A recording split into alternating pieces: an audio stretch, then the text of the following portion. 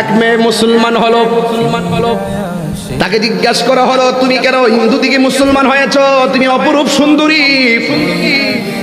মেয়েটা ডাক দিয়া কয় আমার বাবা যখন হিন্দু ছিল আমি চোখে দেখেছি আমার বাবাকে আগুন দিয়ে চিতাশালায় পোড়াইতেছে।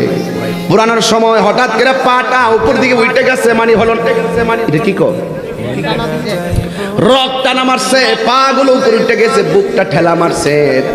যারা আগুন ধরাইছে ওরা লাঠি লইয়া বুকের মধ্যে বাইরান শুরু করছে, যে এই বাপের শরীরে কোনোদিন কেউ আঘাত করতে দেখি নাই।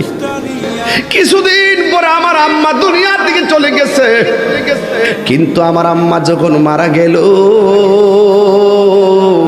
যেই মাত্র মারা গেল তখন যায় আগুনের মধ্যে কাঠ দিল আর মামাকে শোয়াইলো, শোয়াইয়া উপরে আবার কাঠ দিয়ে আগুন ধরাইয়া দিল।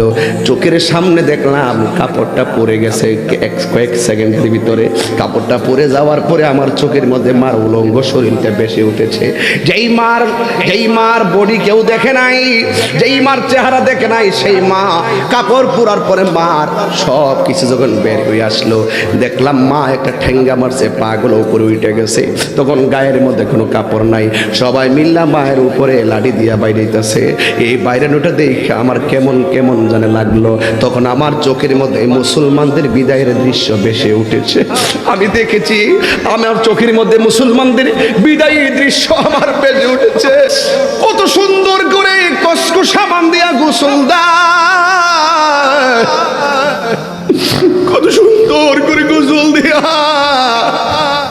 মানুষগুলো আঙ্গুল খিলাল করে দেয়, পা খিলাল করে দেয়, দাঁতগুলো খিলাল করে দেয়, দাড়িগুলো খিলাল করে দেয়, এক জনের দইরা কাইট কইরা কি সুন্দর করে শরীরটারে গোসল দেয়।